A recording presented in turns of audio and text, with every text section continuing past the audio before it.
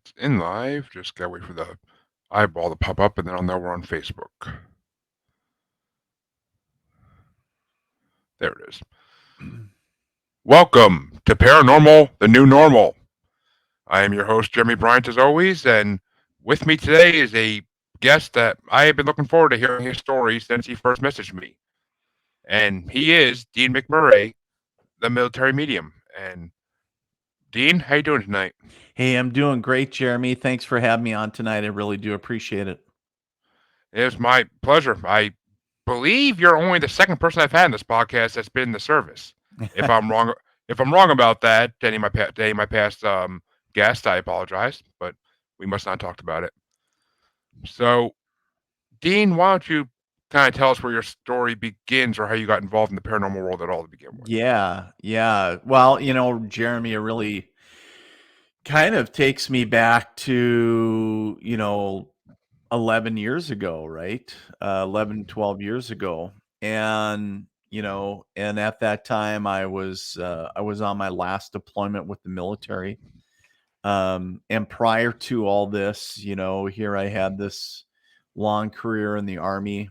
Um, and I was getting ready, or I was finishing up my last tour overseas. And before this, I didn't have that I was aware of. I didn't have paranormal experiences. I wasn't spiritually minded. I wasn't looking. I didn't go out looking for mediums or psychics. I didn't kind of circulate in those circles. And long story short, when I came back after my deployment, um, you know, all holy hell paranormal craziness started happening in my home. And what I mean by that is clocks and pictures literally started flying off the wall. And I was like, holy crap, like, what's going on? And because I hadn't had an experience like that up until that point.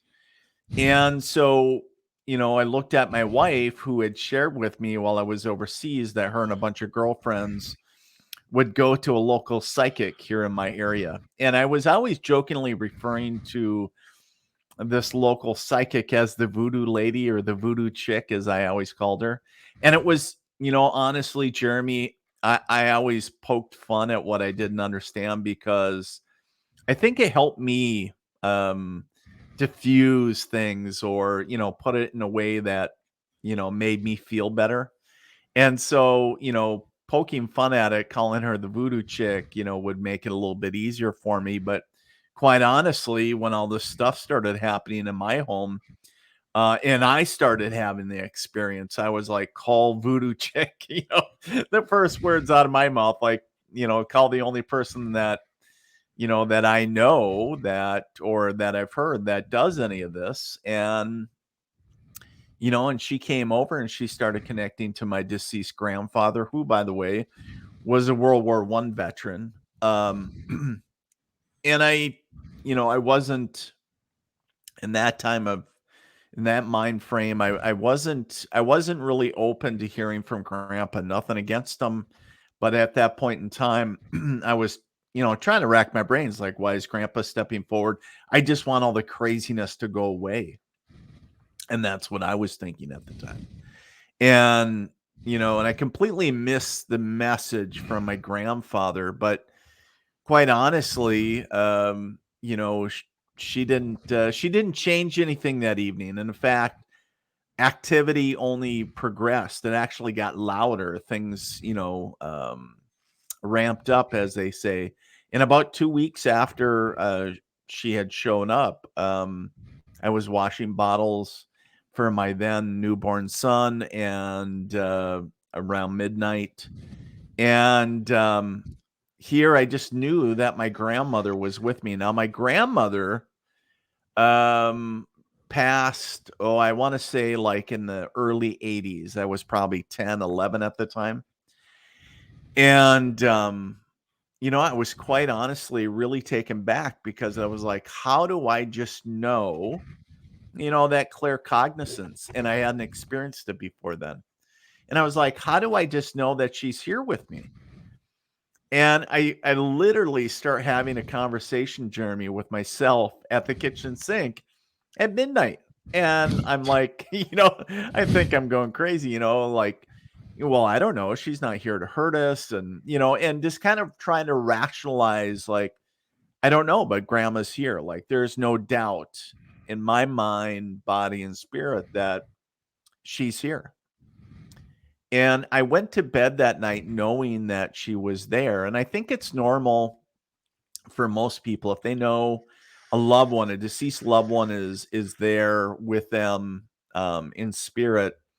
Like we just kind of gravitate to, hey, we want to talk to them. And so, the old questions like, how you doing? What have you been up to? And it was all one way, Jeremy. It was all one way communication. I wasn't receiving anything as far as, information or anything. And then my ego popped up because my ego said, you know what, Dean, this is all BS. You're making this up, trying to put logic into what I was experiencing, right?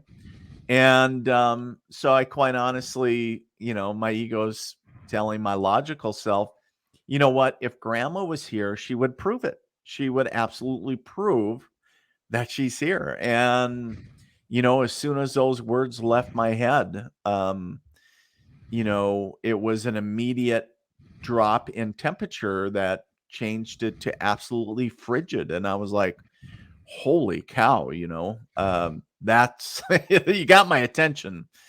And of course, then I had to go back to logic again because I was like, there's got to be an explanation for what's going on. Does the wife got the fan? And this is happening in the November, December timeframe. And here I am in the Midwest. So it's not uncommon to be, very cold out. So here I'm thinking maybe the wife left the window open, all these other things going through my mind. And I'm very much awake, but I have my eyes closed at this point. So I'm very conscious. And, you know, so the thought comes back up in my head, my ego again goes, you know what? If she's really here, she'll touch us. She can just touch us. And that way there's will be absolutely no question in anybody's mind that, what excuse me, the experience, right?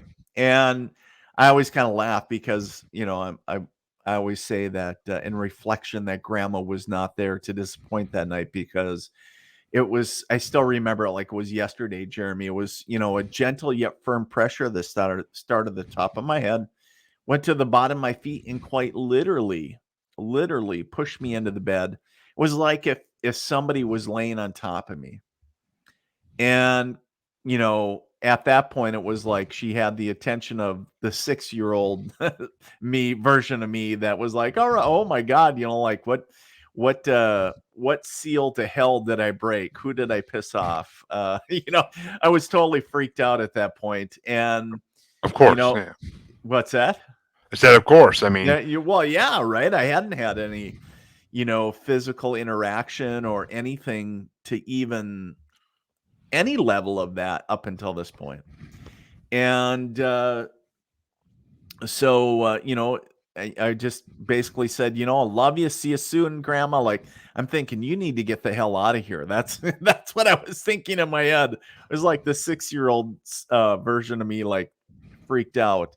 And as soon as I said that, though, it was really kind of funny. As soon as I said that, it was an immediate, like a finger snapping moment that all the weight came off, the temperature returned to normal, um, like nothing ever happened. And quite honestly, Jeremy, I'm sitting up in bed, completely out of breath, covered in sweat, and going, "What the hell just happened?"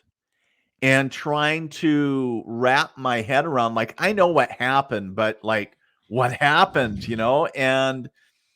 and I was like, "Oh my God." And here we had a newborn in the house, and our daughter was about 5, 6 at the time, right?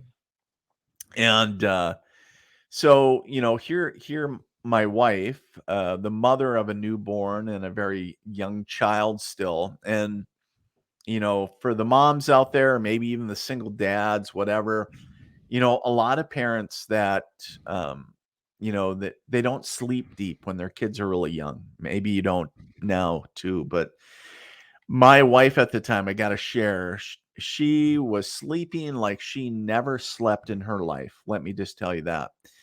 And I'm trying to wake her up after this event.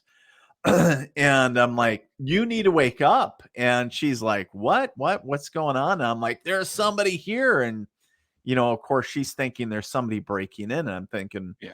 no, that would be easy to explain, right? The physical threat is understandable. You can wrap your mind around that.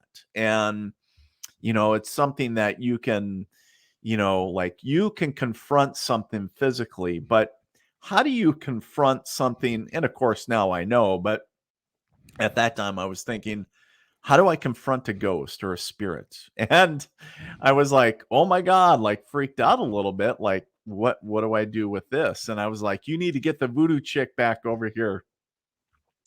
And she was like, Dean, it's like 2 o'clock in the morning. You need to go back to sleep. And, I looked at my wife like she was nuts because I was like, there's no sleeping tonight. I'm not going back to sleep. And, so, long story short, that, in a nutshell, Jeremy, was my awakening moment or my spiritual awakening, whatever you want to label, you want to use it. I call it my come to Jesus moment where I got whacked over the head with the 2x4. And it was something I needed, something so visceral that I couldn't easily dismiss. And something that I knew that even many, many, many, many years from that event, I would never forget. And, and that was the doorway that led me down to all these other, we'll call them rabbit holes, right? Yeah. And, as you've probably heard hundreds of stories of people on their own unique journeys. And that was my, you know, beginning. That's, what the catalyst that set it all off. So, And what a beginning that is. My God. I mean, that's quite a beginning. I've heard, and I have heard a bunch of stories about people's spiritual awakenings, which is what I like to call them. And that is definitely one of the more unique ones, that's for sure. So none of this started till you came back from your service, right? well, right. So, as I iterate or kind of get into that a little bit. So, I kind of after I got into my spiritual journey, we'll call it. I started getting inquisitive because I was like, well, if I'm intuitive, and if I have gifts, like, was I, because you always hear other people's journey, like whether it's their mediums or healers or whatever, like, oh, I've been talking to dead people since I was 3 or 2 or, whatever the case is, right?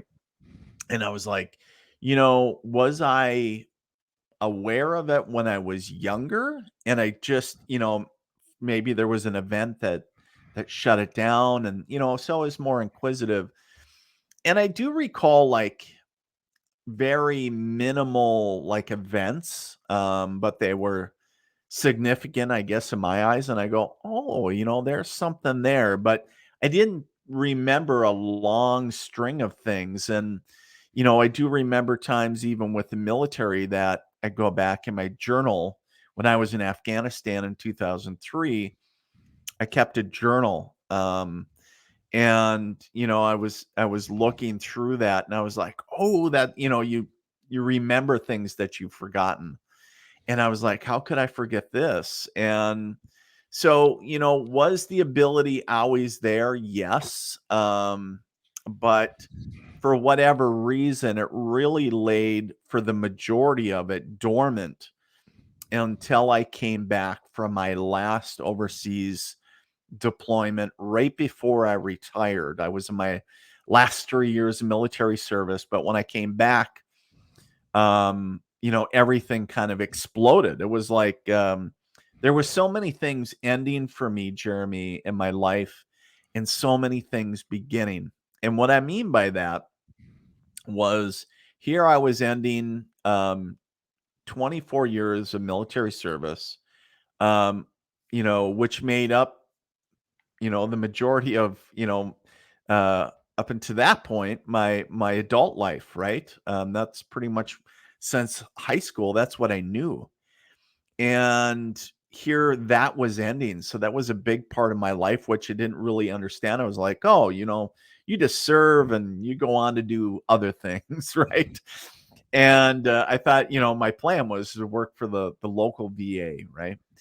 And here a lot of things were beginning, as little did I know, this tremendous chapter in the spiritual journey. And the last of my two children were born.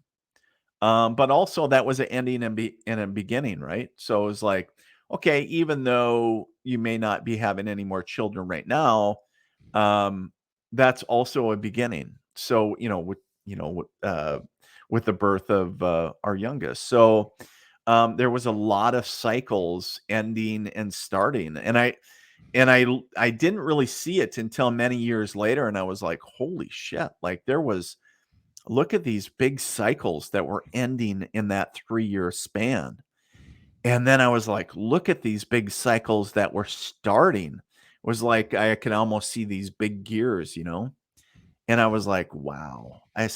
That I when I was able to see that perspective from my life, I was just like, whoa, that was cool to be able to be given that vision, I guess. But getting back to what you were saying is, or more on point is, was I aware all through my life? No, I was not, and I think that's why, because somebody said one time, they jokingly referred to me as, if anybody knows, Mike Rowe, right, the Dirty Jobs guy, and he Yeah. kind of, yeah, and he's so well spoken. He really has a way with words. But somebody said, Dean, you're like the Dirty Jobs guy. And I was like, how's that? I don't even look like him, sound like him.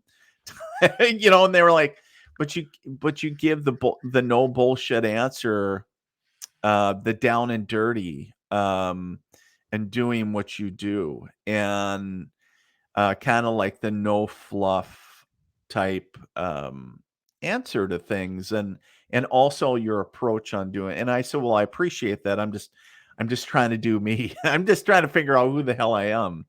Yeah. And so I was like, oh, the micro of spirituality. Maybe I'll get a shirt made. I don't know. But so it was kind of interesting. And so it was, and I think I've always kind of just, this is kind of who I am. Because I even had that, like in the military, like a no bullshit or no fluff type, what you see is what you get, right? So, As it should be. As it should right, be. I am not a fan of people I put on fronts myself. So you you're exactly like me in that way, and I respect it. right. So you saw your grandmother, correct? Yes. Well, in the beginning, I didn't see her like in a materialization.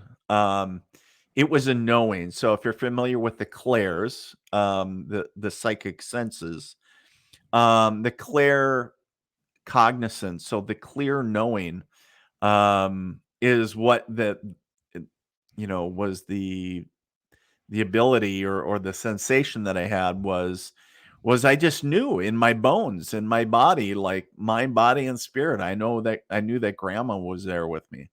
I didn't get any validation outside of just knowing. And I was like, then that's why I was like, how the hell do I know it's grandma? I don't know, but she's not here to hurt us. And so yeah, I just knew it in my bones, as they say. It was Yeah. just anybody the way that I like to explain it to my students now, looking in retroflection, if they're having those moments, is like, you know, anybody that we're really close to, anytime that they come into a room, science tells us that, when we start talking, not that I'm a science nerd or nothing, but they're actually displacing mass, right? Air mass, all energy, all that great stuff. And we can sense other people's energy, or what they felt like, energetically, emotionally. And so when you are around your grandma or your mom or your dad, everybody has a different feel. And that's what I felt when just like I would when I was a kid, just like a little kid. And I was like, wow, that's grandma's here. Like I just know, like, if your mom's here, like, mom, like I've grown up with, all your life until they pass. So Yeah. that's why there was no question for me that it was okay, you know, and it wouldn't have mattered if the world stopped or, the most stringiest cynic or skeptic or anybody tried to shoot holes in my theory about how I knew, how did you, and it'd be like, you know what, that's okay because I'm not trying to make somebody believe or disbelieve or whatever. Um, was, because that was truth for me. And there was nothing nobody could dissuade me from because I knew um like I really experienced that. There was no there was no confusing, like, were you having a PTSD moment or, and over the years telling this story hundreds of times on a lot of different platforms. You have so many different people trying to poke holes in it, saying, "Well, did you have a?" And they're trying to understand, and I get it. Some people say, "Well, did you have a?" Since you're military, did you have something that set off maybe a traumatic aspect, or was it a night terror? Was it different things? And I'm like, no, no, that was not anything malevolent. It wasn't anything anxiety. It wasn't it's all I felt was love, peace, and support with it. Now, there was an aspect where it was a little yeah, as I shared that it was a little freaky when I felt all that weight on me, but especially when you ask for it, like, "Hey, you need to touch me," and then you get all this weight on you. It's like, "Oh shit, what did I do?" Like I had to open up my mouth. So for sure. Yeah, which that actually was gonna be one of my questions is, would anything happen in the military that might have sparked it? I mean, Yeah, and a lot of people ask that too because, rightfully so. They talk about you hear some people talk about whether they're military or not, like a traumatic event is the catalyst for some to say maybe they had a near death experience, maybe they had something very traumatic that just, was the catalyst. And not that I can remember. My last deployment was really more of a, you think of a peacekeeping, deployment. The hardest thing about that is being away from my family for the year. And then, if they would have ran out of coffee or something, that was probably the hardest thing about that. Certainly a lot more difficulties in previous deployments.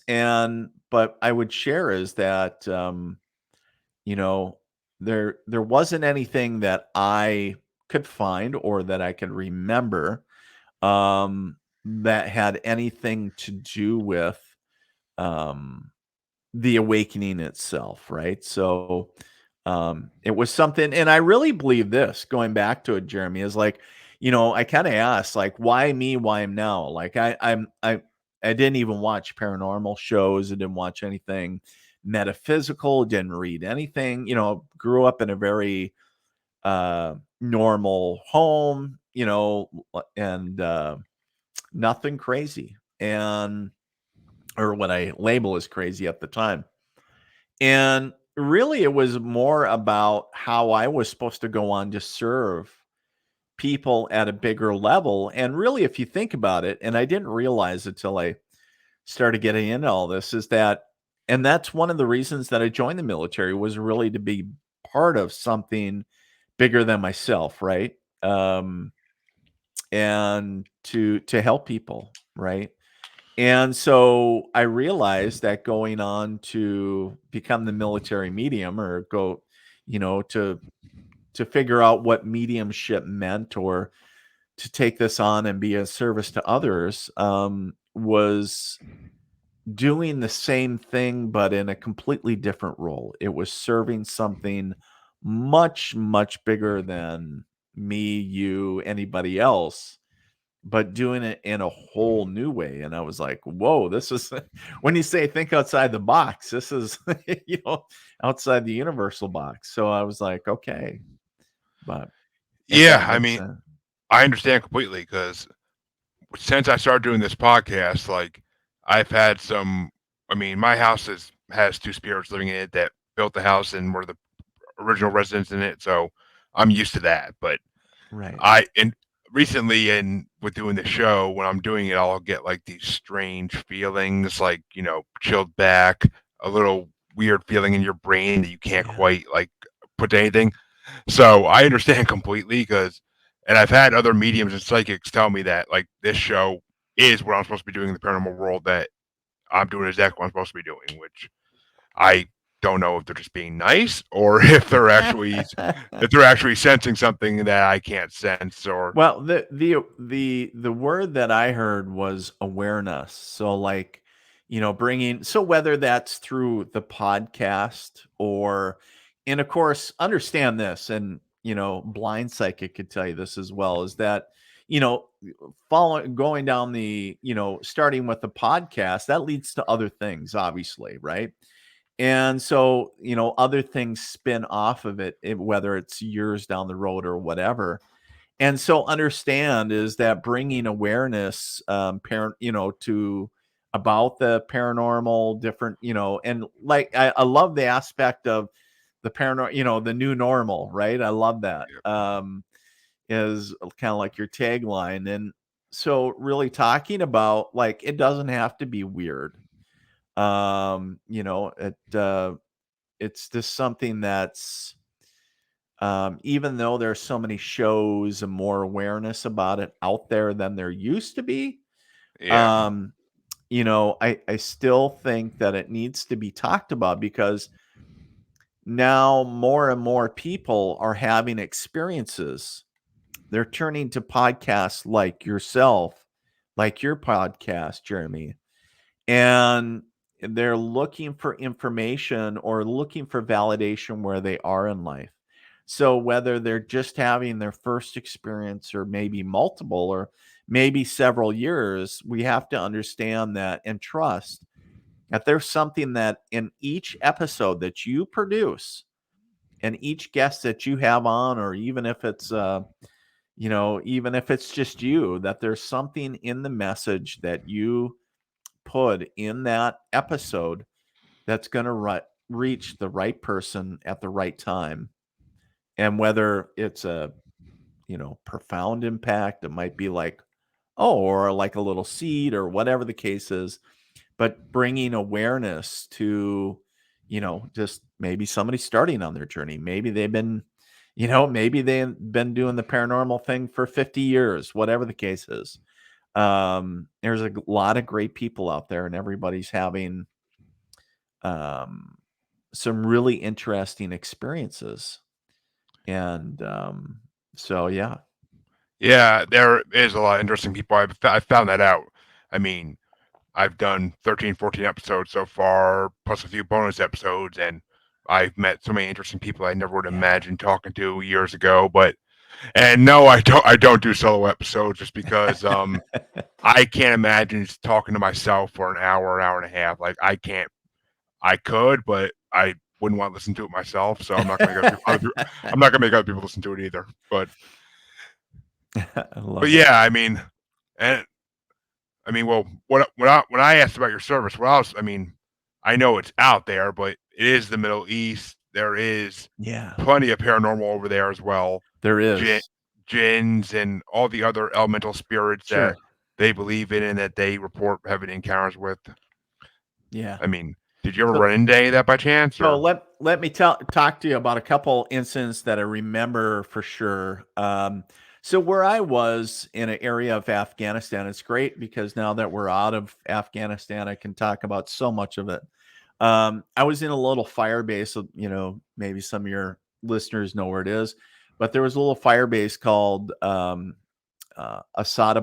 So Asadabad was a little actually just outside the village of Asadabad, but they have forward operating base Asadabad, or ABAD is what a lot of them.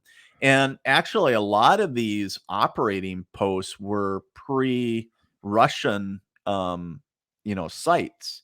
Yeah. And so in the area that I was at, and basically was what I considered as a fire base, is we had two mountainous observation posts, that we would go up and occupy for a week at a time. We would go up in the mountains, we'd occupy, and of course, there was various weapon systems up in the mountains if we needed it. Our job obviously was to observe and report, and then also to provide, um, you know, sustaining and supportive fires. We had a 50 cal heavy barrel machine gun up there. We had a few things. But what I would share is that the reason that I was talking a little bit about this is it has a lot of history. Again, I talked about a lot of these sites were pre-Russian sites, and this so happens, the area or the valley that, where we were, it's closer to Pakistan, to put it kind of give you some relevance. And one of the areas, it was, the fire base itself. It was kind of interesting because, um, the history kind of goes about it is back during the Russian occupation, that before they were Taliban, the local Afghanis actually amassed in strength and numbers, and actually took over the mountainous observation sites by force, killed everybody up at the mountain observation posts. Now, there's one site that still has a Russian artillery piece up there. It's kind of interesting. That's still a smaller, like a smaller cannon. And then, of course, they had a lot of their different, various, heavy machine guns. And once they actually took over these sites, they actually turned it back onto, the fire base. And then, of course, they started attacking this small base. And not only from the mountainous observation posts, but also from the ground in different areas. So, and long story short, they were getting overrun. They were just outmanned, and they were just getting hammered. And when they knew that they were going to get overrun, the Russian officers called in for, um, air support, and they sent in helicopters for evac. And all the officers got on and left all the enlisted. Isn't that like, yeah, sorry guys, we'll see you later. And so long story short, with this, the history of this fire base is, of course, they got overrun. They took all of these prisoners. I never did ask, like how many. But it was interesting because there was actually, and this was years before we ever took occupation, but there was a known area of the fire base that was an area where they put all the prisoners, the Russian prisoners, and they executed them. They didn't take any prisoners. It was a mass execution. And so the reason that I'm telling you all this is that, not for the history of Afghanistan, not that I'm a historian anyways, but what I'm sharing is that, it was interesting because when we would take over, these mountainous observation posts and be up there for a week at a time, you have to envision, you really have to get the knowledge of the land, because it's like a barren wasteland up there. It's very shale rock, very windy, different weather pattern. You're up there, right? And so, sometimes the clouds are below you and all this. And even though it had a beauty to it, but there was also kind of a creepy factor. And I remember there was a time that I kept on, and it was windy out, and I kept on, I swear to God, excuse me, I kept on hearing voices.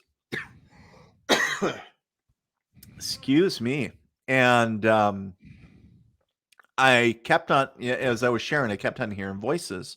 And I was like, what the heck? And I had the night vision goggles up. We had thermals going, and it was myself and another person. I said, do you hear that? And I thought I was going crazy. And he was like, no, I was a squad leader at the time. So he was like, no, Sergeant. And I was going mad thinking there's somebody sneaking up on us.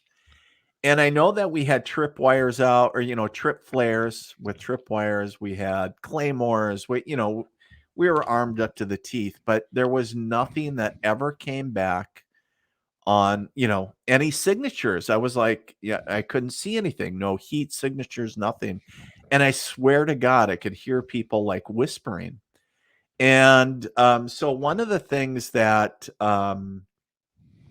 I did on another night that I heard this is I just kind of set it to, because I didn't want to be that guy, was I said, one of the things I would like to do, because I have a concern that, somebody was trying to come up this way that, we wouldn't be able to detect them, is that what we'll do is get 3 or 4 guys and just kind of come over the top of this hill a little bit to see if we can see anything with thermals or night vision, because we had some great optics, and you're really not going to miss anything. We had magnifiers and the whole 9 yards. And so again, I heard this voice or voices, and I sent the guys out, and we had security, and nothing. And I was like, and everybody's looking at me like, Sir McMurray's losing it. And I was like, you guys can't hear that? And they were like, no, nothing. And I was like, and I chalked it up to going, it was just the wind. But I knew in my heart of hearts that there was something more. And so again, you think about how, I remember digging a 50 caliber defensive position on top of this one mountainous observation post. And when we started getting down so far, about 3-4 feet, we started hitting like spent Russian casings and everything. And they had a lot of hellacious fighting in this area. And I started thinking about that. And, since getting into my spiritual awakening, and I was like, sure shit, I was hearing these disembodied voices. And and here I was thinking that they were actually somebody, but where I was just hearing, because I'm like, I'm going nuts. It was just the wind. And it still drives me crazy today if it's windy or something. And I can't quite hear fully what, like if somebody's trying to talk to me or whatever. And it's kind of interesting now that it doesn't take me back. People are like, oh my God, there's a PTSD moment. No, it's something for me that, I like to be able to hear. And, if something is obstructing my hearing, it bugs me. And so it was kind of interesting when, I put the two to two together. There was another moment in time when I was in Afghanistan that we were doing a mounted patrol, meaning in vehicles. And we were actually, we had been going for quite a while, and we actually stopped. And I heard behind me, there's a seat behind me in the vehicle. I heard very clearly, move the vehicles up another 500 meters. And I thought, which was kind of weird, because there was nobody behind me in this vehicle. There was the gunner who was standing up through the hatch in the vehicle, and there was a driver. That's it.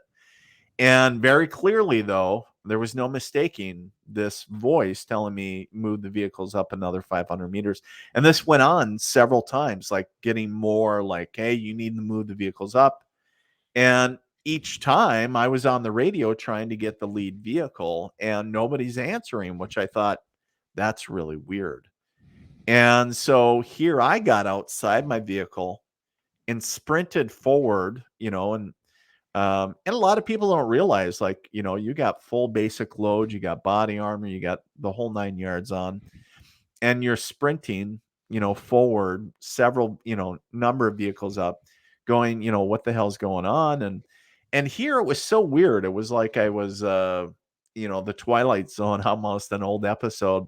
Yeah. Yeah. Here they were like smoking, and I was like, "Are you guys?" And one guy is, doing a bathroom break, and I was like, "Are you guys crazy? Like, what are you guys doing stopping?" And so, long story short, we heard what we still believe today was an IED trying to be detonated, remote detonated, and we had some technology with us that were in the early stages of being developed by some civilian organizations to stop IEDs and other things from being command detonated. It was a jammer, basically. And we still believe that we owe our lives to this day thanks to that device. But I go back to that voice. I'm like, the technology I can wrap my head around. Thank God we had it. But I go back to the voice. Where did the voice come from? And I'm like, was it my guardian angel? Was it some other divine entity? And I was like, I stopped trying to figure it out because I'm like, it was trying to save our asses. Instead of, hey dummies, move your vehicles up, like you're in danger. And it was just very clear. It was very, and as and it was like, and then move your vehicles up another 500. So it was very, responsive as far as, and it's like trying to get our attention, and I had it and I was trying, but at the same time, it was so interesting. Sometimes I wonder if it isn't so I could talk about that experience now, and to Yeah. get somebody else listening to this very, that maybe this episode, to be like, are you listening to what your guides or your intuition or whatever you call it, to move your vehicle up another 500 meters or whatever it is that gets you out of danger or gets you to success, or so I think about that a lot. Sometimes I'm like, am I listening? Am I, am I being an open vessel? So yeah. Yeah. Which, I mean, well, going back to your first story, first things. Um, yeah, I mean, any place like that has a huge history of very rough violence, it's Yeah. 100% most likely haunted to some degree by those that beget that violence. I mean, Right. usually the victims of something that horrible will stick around because their spirits are confused about being dead already. So I can 100% believe that you were hearing voices, probably from that one room. They were all probably still in that one room, and you could hear the voices throughout the whole base if you Well, this actually knew how to. wasn't a room. This was outside. This was, you think of going out in nature. This was, you know, there was no room. There were rooms, buildings or whatever, but it didn't need a room. You think of, well, let's use Gettysburg as an example. Goodness, look at all the, disembodied spirits that still hang around there. I was going to compare it to Gettysburg actually after a bit, but Well, I think that's it's so famous and has such a strong spirit, presence, for whatever reason, the spirits that reside, still are there today that didn't cross over, you know and taking back to Afghanistan or the Middle East, I don't care what region. We're just talking about when I was there. uh Hello, have you ever read a history book about Afghanistan?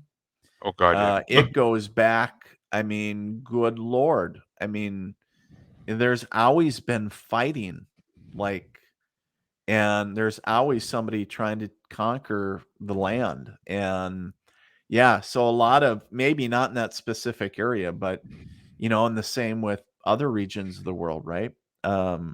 So regardless of where you are, it's kind of interesting because when you start looking at history and when you start looking at the levels, like at what period of time are we hearing from? Is that is that an echo, or is that from the Civil War area? Is that from something from talking about Afghanistan? Was that from the time that was it from when Genghis Khan was in Afghanistan? Yep.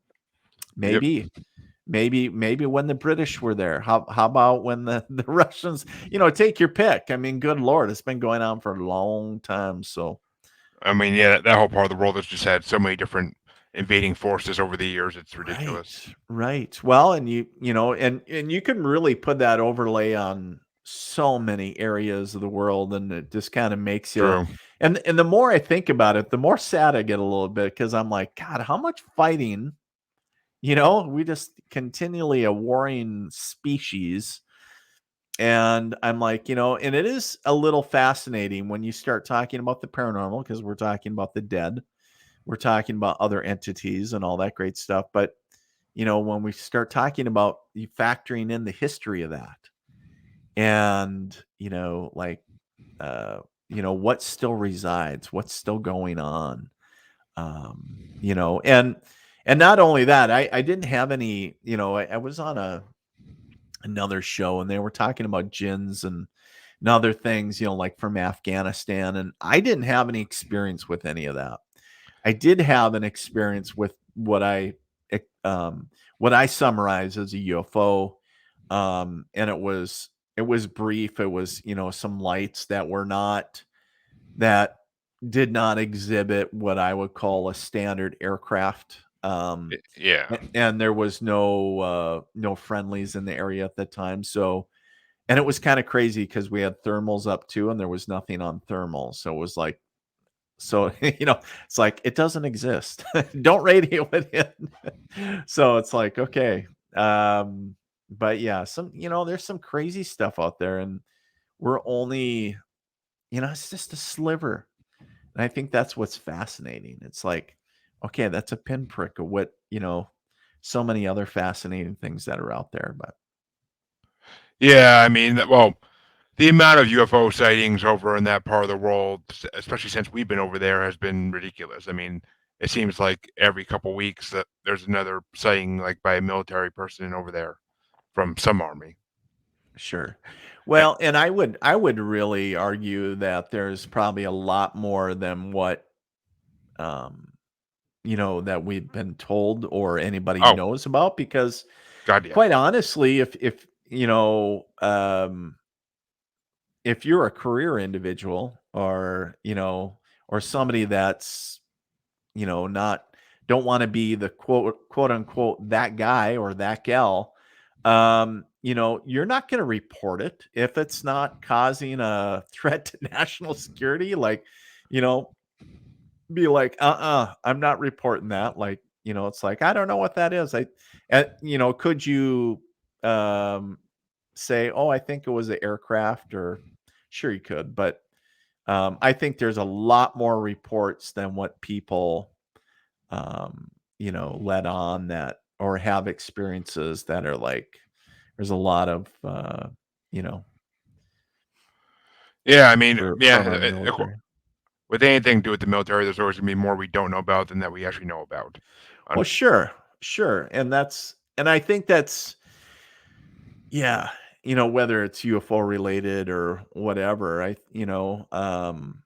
I think there's an aspect of that is under that umbrella of national security, because maybe it happened during a time of, um, like, do you have a need to know? Is it going to put more people at risk if I tell what I experienced? So I think there's a little bit of that.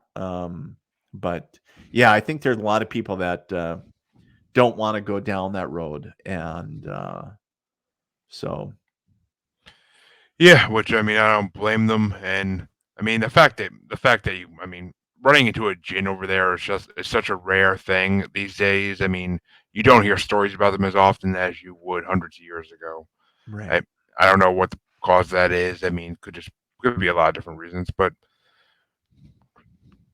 and I mean, yeah, I definitely feel like in your second story, 'cause I didn't get a chance to say this, but in the second story you told, that definitely feels like some kind of guardian angel or heavenly presence, like trying to warn you to get out of the way from this device Well, that would basically destroy the cars. right, and and that was the thing that that I kind of summarized from it. I was like, I don't feel, I didn't feel anything malevolent. I felt very protected. So I was like, okay, so this is a, what I would consider a divine entity, or, and I was like, okay, thanks for the heads up. I'll take more of that. But it was, and it was interesting too, because it wasn't until many years, until after I came back, and, I was sharing, that I kept a journal, and I had went through it.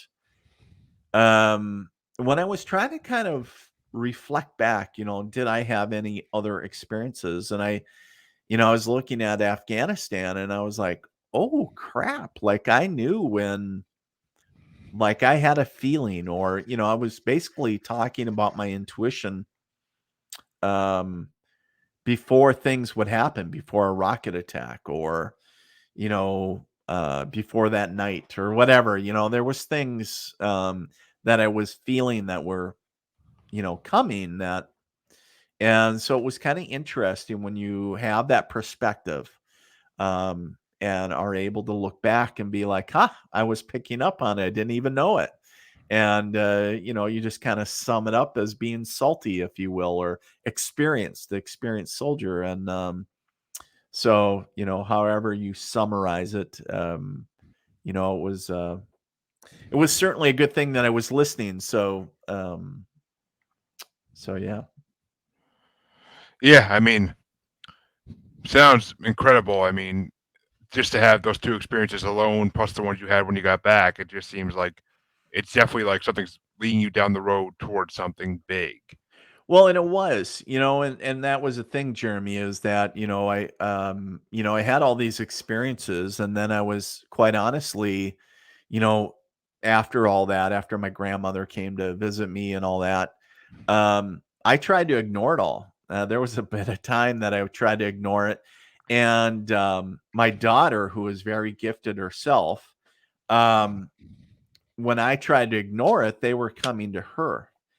And if you ever want to hear anything creepy, have a 5-year-old little girl come into your bedroom at, 2 o'clock in the morning, 2, 3 o'clock in the morning, going, "Daddy, there's a man in my room." I mean, good God, the bells Yeah, and whistles and everything. I go running in her room thinking there's somebody physically there. And quite honestly, I was, and then when I was like, "Oh, there's a man," thinking there's a man in spirit.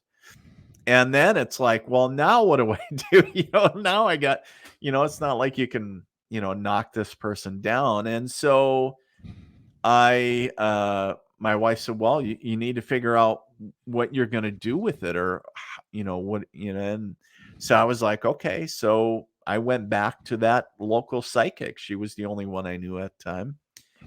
And she had me read a great book by John Edwards called The Infinite Quest. And, I read the book, and it really talked about boundaries with spirit and all this great stuff.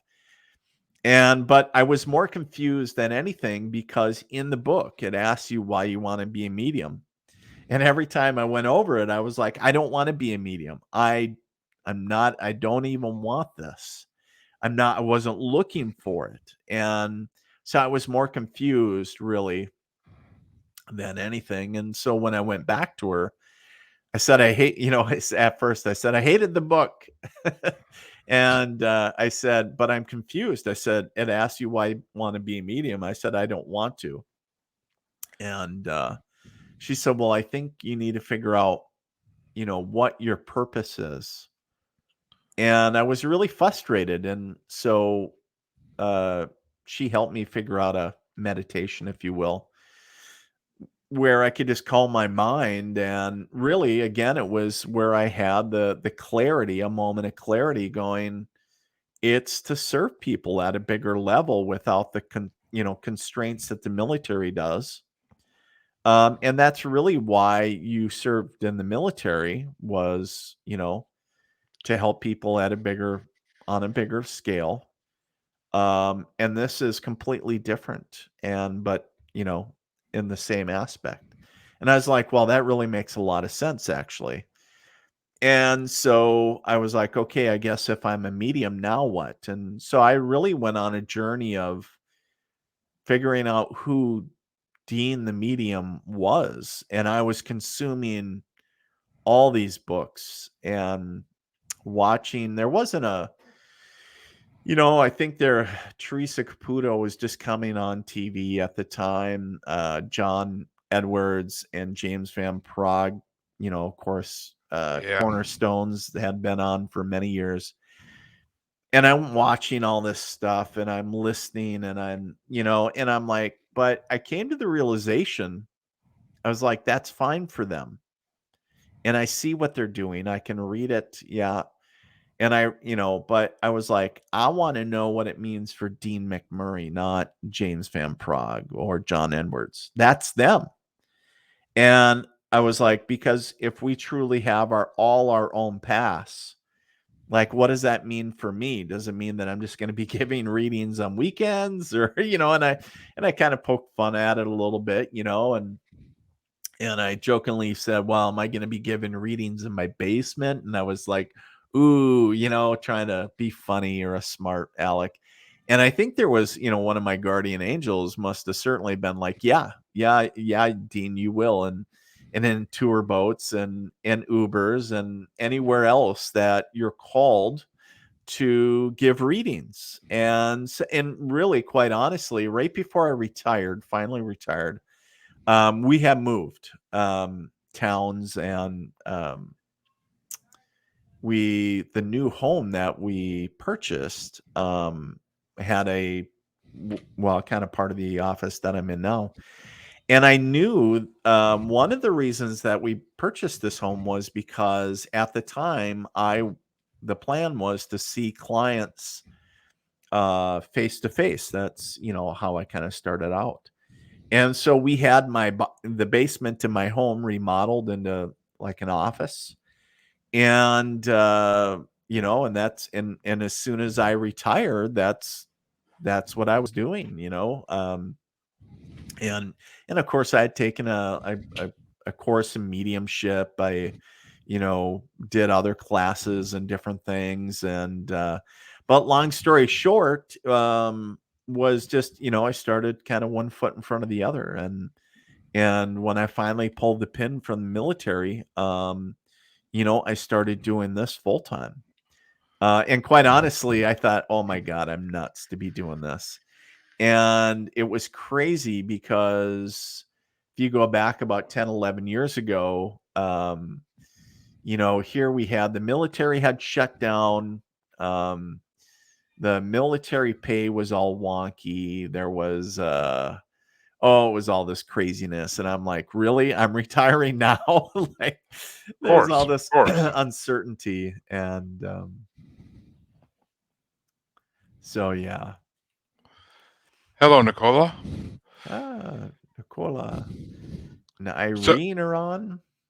I Nice. think Irene might have dropped off already, but she may still be here. I'm not sure. She Okay. pops up in a lot of my shows. But Oh, nice. so, have you had any interesting experiences since you kind of began this career? Yeah. So where do I start? Right. So, yeah, so many cool experiences. I really feel humbled to just, to be in the presence of these experiences. One of them was, I had a lady reach out to me and she was like, Dean, I have my husband's dying and he's a veteran. And she was like, I would like you to do a reading for him. And he was basically in a hospice unit. And I was like, wow, I've never been asked to do this. I'd be honored to. And so basically the whole family's there. He was very much awake, responsive, but he couldn't be verbal. Um, and so they just wanted, to give him some validation that he was going, number one, to a good space when he passed. And their, of course, their hopes were to connect with his mother that had passed many years before. And of course, what everybody hopes is our loved ones are going to be there to greet us and all that.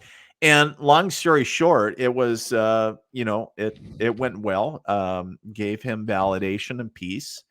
Um, and it was, yeah, it was it really, truly, it's one of those readings that I'll never forget, to be asked to be in that moment, to hear their dad, their husband was dying, and given the honor to give some validation and peace to him prior. And then I got a message, I want to say it was several weeks later, and then he had passed. And then it was sometime later, the wife, wanted reached back out, and she wanted validation that he had crossed over peacefully and all that. And so just kind of that connection and validation. Um, and another one that really strikes me was a story that I call the Christmas Tree Angel. And this one's really cool because uh, it was a number of years after my spiritual awakening. I was still very much in the military. So by this time I was, Dean the medium by night and Dean the soldier by day, right? Kind of sounds like a Marvel comic. And Yeah, it does. yeah, if anybody's from Marvel or DC, just give me a holler, you know what I'm saying? But but what I'm sharing is that by this time that some other abilities have popped up, and where I could start seeing, like, if you think of spirit out of the corner of my eye, right? And so it Yeah, started becoming very normal. Like, this is during the day, or like things move. Like, I started becoming, where the paranormal becomes normal, right, Jeremy? And exactly. so that used to be the normal routine. The kids were still little, so you get them home from daycare and school, you get them fed, you play with the kids, you clean up the house, the kids are in bed, and it's just, me and the wife. And that's the time that we get to talk about the day, we get to reconnect. And of course, the first thing we start talking about is, spirits or whatever. And I said, "Who the heck is the spirit that keeps on hanging around?" And she goes, "I could feel somebody here." And so, very clearly, I could see, a young male. Nicole, I asked, did our kids pick up on it? No, they didn't. And that's a great question, because my daughter, extremely, extremely sensitive. My son was just a little toddler, couldn't speak at the time, but kids are extremely Oh, intuitive and very on, right? I Um, actually just had a teenager on here who is very sensitive and has had it since she was a little kid. yeah. So it's very proven that kids are way Oh, more sensitive than we are. crazy, crazy stuff. But yeah, absolutely. And so, I clearly, one of the things I clearly saw, a young male. I started describing this young man in spirit to my wife, and she started crying. And I was kind of taken back. I was like, "What's the matter? What's going on?" She was like, "I know exactly who this is." And I was like, "Who?" Like, thinking, who is this? And here she, shares a story that when she was a young girl growing up, um, she had a friend that, she lived out in the country. And this young kid, when he was about 10 or so, grew up in a troubled home, and ended up, unfortunately, taking his own life at such a young age. And she was like, actually, he was a good friend of, me, but also, and I'll use a fictitious name, just, but John Shaker, which was a great good friend. And John and his wife live about an hour north of where we do now. I'll give you some context. And I was like, oh, this is really fascinating. So, a childhood friend that took his life, and which made a big, profound impact on her, and of course, John and a bunch of other people. And so, basically, what it was is that he started talking about, hey, I'm going to miss Christmas because we had a Christmas tree up. This was November time frame. And then he goes, I like your Christmas tree, Angel.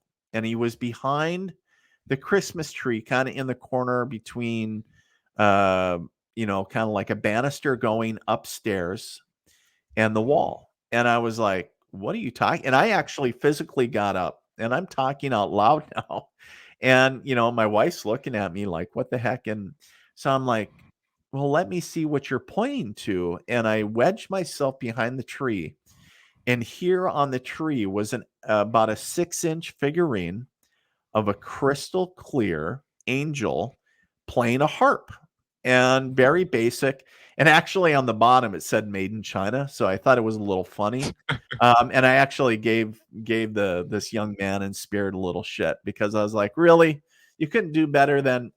But it was more of, the phenomenon called an apport. So where it was a physical materialization of something that wasn't there prior. Because I don't know about you, Jeremy, but most people, myself included, like I know, like if you have a Christmas tree, most of the Christmas ornaments Yeah. you put on, like the petrified cookie you made in kindergarten and all that crazy stuff. And I said, where did this come from? And I'm holding the angel up to my wife, and she was like, that's weird. She was like, I've never seen that ever. And I was like, and so I took it off and I'm looking at it and, making comments about the made in China little sticker on the bottom. And so I took it off because I was like, that's really tacky, And I was like, but I said, you know what? I said, I really feel that this isn't ours, meaning we need to send it. And she was like, well, who are we supposed to send it to? And I said, um, John and his wife. And as if you remember my story, John Shaker being my wife's childhood friend, who was also this deceased young man's friend. And I got a confirmation from this young boy in spirit. And it was like, yeah, you need to send it to him and his wife. And so we packaged it up and we got, that night. And she said, well, what do I even say on a note? And I said, just say, with love from a friend, and just something simple, and just don't make it crazy. And we had it sitting on like a hallway table for, I don't know, it was like over a week. And then one night my wife like yells at me. She was like, I thought you mailed this. And I was like, no, I thought you did. And it was one of those moments that, we thought the other did, mailed it. And she was like, well, we need to take care of this right away. Like she felt the urgency. And so I took it down. There was a little grocery store that had like a little post office in it right next to our house. And I got it mailed out. And I was like, there, I even got the receipt here. And she gets about 4 days or so go by, and she gets an email from John's wife one evening. And my wife goes, oh my God, Dean, you'll never guess what I just got. And I was like, what's going on? And she goes, John's wife just emailed me, and she was like talking about how angels do exist. And I was like, okay. And so the story goes on to explain how John and his wife, they were pregnant many years ago, and they lost the babies, you know, before they could carry to full term. And they Yeah. were, of course, very devastated, as many families are. Mhm. And they had went on to have two very healthy, normal kids, very healthy, happy kids. But every year around Christmas time, the hospital does a memorial for everybody that has lost a child. And for whatever reason, their kids now had a high school play, and they couldn't make it to that memorial. Well, on the night that they went to the play, of course, they were very happy that they could go to the play, but there was part of them that was just totally devastated that they couldn't go to this memorial. Well, the UPS guy or whoever delivered the postal guy um, delivered the package that night. We didn't know the timing. We just mailed it. Here it was sitting propped up against the door. They get home. That's the first thing they open.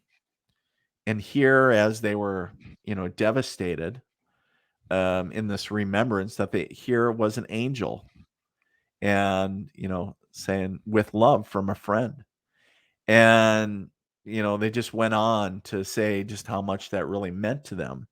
And I was like, "Oh my God!" I said, "That is a," and I joked a little bit, but I wasn't joking. I said, "That's what those Hallmark movies are." I said, "It's just the divine timing of that aspect." It just gave me goosebumps because here we thought, that that we were off, that we didn't send it in time, and here it was the perfect time. And here so that was just a great example of, spirit using us as a vessel to get a message to friends and, to help them, through this tough time that they're, in this remembrance. And so that's one that I always remember. And usually around Christmas, I always share that old story, on social media. Because it still kind of gives me goosebumps when I think about it, because I'm like, it's just a feel good story. And I'm just like, I still kind of go, wow. I just, so there, there's so many that it's just like, um, there's other times where it's like, I just can't make this shit up. There's no, even if the biggest cynic is, for example, I was given one of my, when I was first doing readings, and I was just practicing. And so I had a family friend in our basement, and we were doing the reading, and the first lady that stepped forward in my mind's eye, I could see her, and she was very attractive. She was, showing me her, just what she looked like and everything, standing there. And then all of a sudden, what I still remember this, she pulled up her dress, exposed her bare butt, slapped it, looked at me and winked and goes, "How do you like that?" Like kind of seductively. And I completely turned red and my jaw dropped. And I'm like, how the hell do and I'm like, oh my God, did that really just happen? And, or I'm like, is there something Freudian that's going, And so I was like, so I just told my friend or a friend that I was like, I don't know how to describe this to you, but I'm just going to tell you like I see it. The closest. I bet you loved it. It was, I would share that it was and first it was very embarrassing. But then I just explained it like this is what I saw. And then she just burst into tears going, "That's my aunt so and so. That was exactly her," because little did I know she was an exhibitionist. She didn't care. She would walk around naked in public. And she's like, kind of one of the, nothing that they haven't seen before type deal, and would do that to get people's reaction. That's what she was after. She didn't care about anything else. And I was like, oh my God, like, here I'm totally embarrassed going, oh my God. And that's where I always remembered, like, this isn't about me. And if I remove myself from the equation, my ego, like trying to get it right or trying to make sense of why is there a naked lady here slapping her bare butt? And, saying, uh, how do you like that? And you think about it, whether it's an old drunk uncle or somebody that's spirited like this aunt, that's people's, real deal. So Cola says, "Wish I had the confidence." Great for her. Well, and I think the biggest thing is talking about confidence. I think it's just doing it. And then, through your, whether you get it right or not, it's just continually doing it. So um, you gain that confidence. It's just practice, continually building that, that intuitive muscle, so to speak. But yeah, another one I'll share with you really quick too, Jeremy, is I was doing a public gallery in my area, and I was connecting to this older lady in spirit, and because I was asking for unique spirit to send me some unique things to start off the gallery with.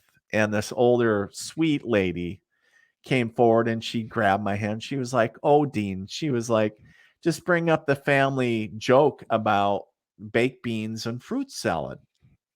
And I was like, "Baked beans and fruit salad?" And I was like, either I'm going to be a laughing stock or this is going to be a really good story. And I was like, okay. And I described the lady that I was seeing.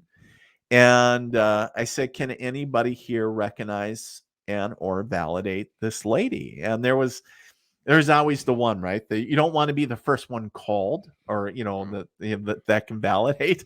And so she was trying to raise her finger, not her whole hand. And I said, "Yes, ma'am. How can you validate?" And well, that lady's very clearly my grandmother.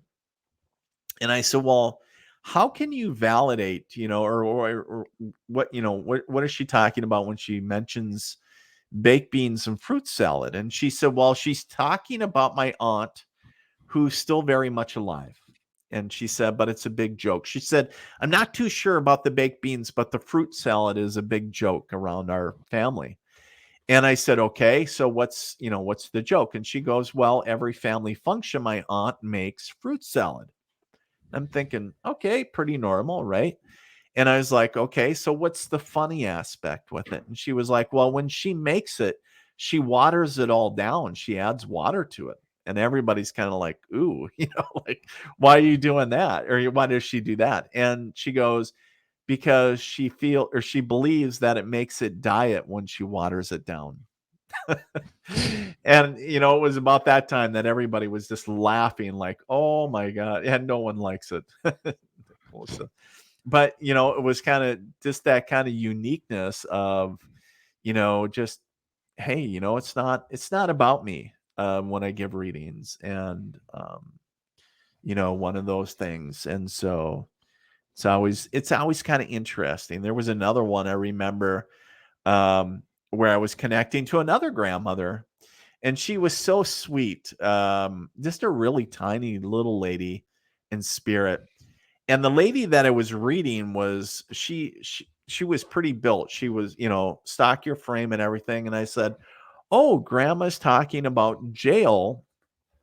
I heard jail and like, getting bail. And I said, did grandma have to post bail for you?" And she goes, "Hell no." She goes, "I had to post, bail for grandma." And here, this was this, and I was like, "Oh, here we go." And here it was. She had the most badass grandma, was like this little old, you think of looking at her, she was just thinking of a frail little old lady. And she was just this badass, didn't care, the Hellraiser from way back. And and I was like, "Oh my God, I love her." And I was like, I wish I could just meet some of these people, because I'm like, I was just some of their personalities, and I was just like so neat.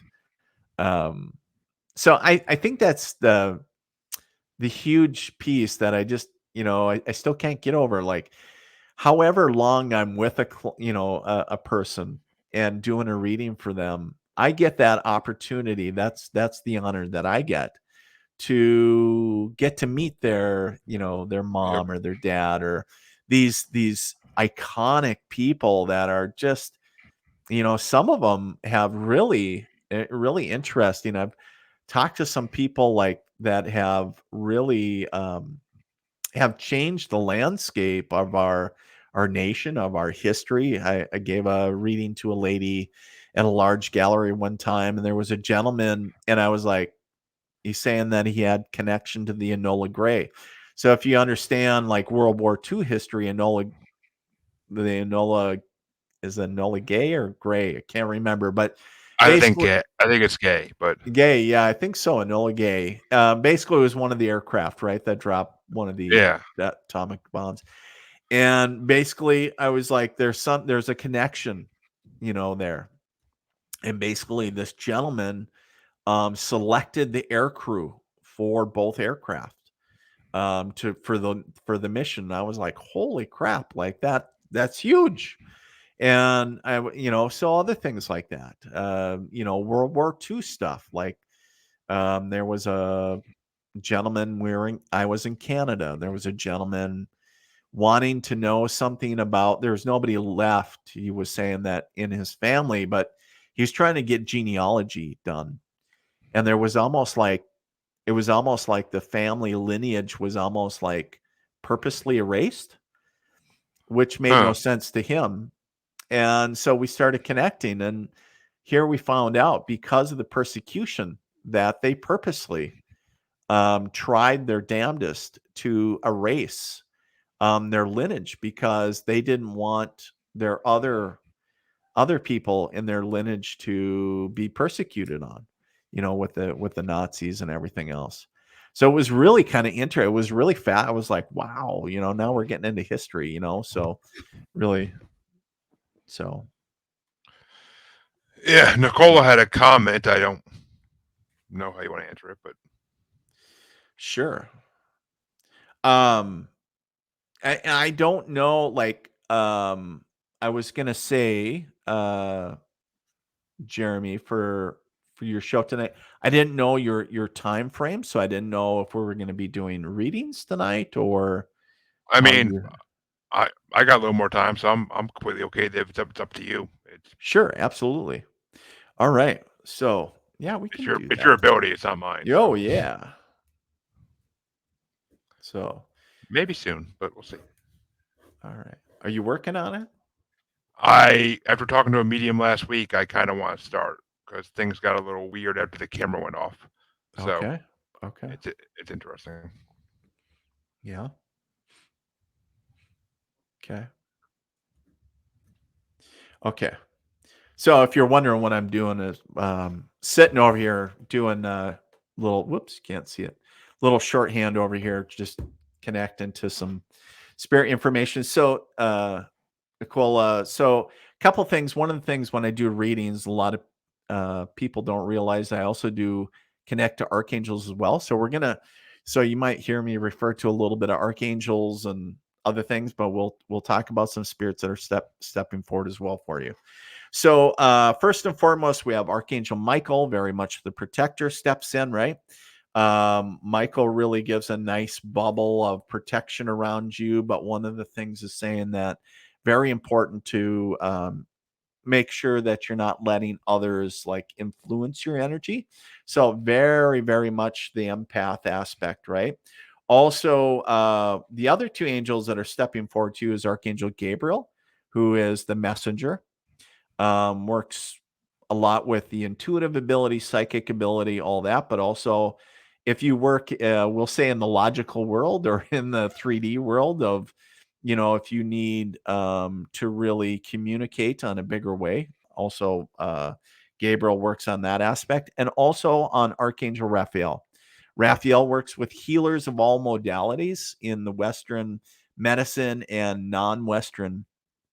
Uh, so one of the things is that it kind of feels like some healer aspects. So whether you work in healthcare or not, just understand that it might be something for you to check into. So, but let's talk about some spirits for you. So I do have a female that does step forward. It's kind of interesting because one of the first things that I can smell around her are flowers. Now, this would have been somebody that would have absolutely loved flowers. And the thing that I am smelling is like two things specifically is lilies and then also roses, which are, we think of lilies like during the spring, kind of going through that aspect. But then, and then the roses are kind of the staple that are seasonal, and that's the thing that she's talking about. She was like, they're both so like they have their times, if you will. And so she just loved her bouquet of not only roses but having the lilies as well. And I'm also understanding with her is that she was very prolific in baking. I just feel that, and I also smell like pies and breads and everything coming out of the oven. So very much the beautiful and supportive energy with her as well. Now it's an interesting thing as well because I keep on smelling smoke. So I'm understanding that she was a smoker. Oh, that's great. And she was saying, yes, lilies were her favorite. That's awesome. And then I'm also understanding that she was a smoker at some point in her life as well. But one of the things that she's saying, Nicole, is that she keeps on talking about separation with you two. Now, I don't know if it was at the end prior to her passing, or if it was maybe like in your, you know, like maybe right after leaving the house. So maybe like in your younger adult time frame for you. But one of the things she's saying that there was a period of time that was there was separation for you guys. Um, and the other thing is that it was a point of contention between you two. So there was a point of heaviness. She's also saying that there's something that carrying in like within the family. So I don't know if there was a lot of arguing, maybe over like what mom's wishes were or whatever. But the biggest thing that she was sharing, she was happy for you to leave. Yeah. So but the thing that she wants you to know, and this is a big thing, is number one is letting you know, regardless of what transpired prior to her passing, that she still loves you. Number one. Number two is that, there is no thinking judgment saying, oh my God, she's probably still mad at me or holding a grudge. And she's saying, absolutely not. And it's more the other way around, is that she's really just asking for that aspect of forgiveness, if you can find it within you. But she's saying that it's very much like she keeps on showing me, like, I almost want to say like it's crocheting. So I don't know if she was into quilt work or like, or made, crochet blankets or whatever the case is. But she keeps on talking about aspects of that as well. Um, and that was something that I was just seeing. But the other aspect is bringing what I almost see as like a rift of family being brought together. Uh, as far as you're aware, she wasn't into that. Okay. Well, and it could be even my misunderstanding. It could even be something like similar, like cross stitching or whatever. Sometimes my interpretation is a bit off. The only thing that I would share is that, just stay open to that. But the thing that she does share, Nicola, is that, and I know that there's a lot of signs around this, but that she's around you probably more than what you're aware, right? And it's interesting is where she's encouraging that, oh, okay, your grandmother was. Okay, that's very interesting. Is, really stepping into your abilities, and in her words of like playing it safe. I don't know, and it's always kind of hard, with the no, nothing with the radio, but I was gonna say is the aspect of, kind of, was your mom always one that kind of was the pusher for you, like, holding your feet to the fire, like always pushing you to be like, you really need to go do this, and kind of like trying to, how do I want to say, get out there, do things, almost kind of, I don't want to say annoying, but in a sense, maybe it could be looked upon that. Yeah, she was. Okay. So, yeah, kind of interesting. So, but the biggest thing is to encouraging you now, um, to step into your abilities, to step, and it's all for you. because this is something that she knows that'll be more fulfilling for you um, in the future, and also give you the confidence that you feel that um, we talked about confidence earlier about you know so does that make sense for you? Right. Well, and I think that's the same, like for everybody too, right, Jeremy? Like Nicole is saying, Oh God, yeah. I she mean, misses, like my own dad, passed as well. And anybody that we love, um, we want to make connection one more time.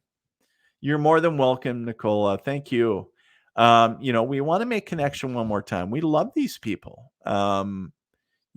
And so absolutely do we miss them. oh, of course. I Um, mean, my father passed too back in 17, and I yeah. miss him every day, and I've yet to see any sign of him. So I'm hoping he moved That's it. on. We talk about we talked I was talking with somebody about signs and about how frustrating it is for some people to receive signs and other people not, right? And everybody says, "Oh, just ask for a sign and you'll get a sign."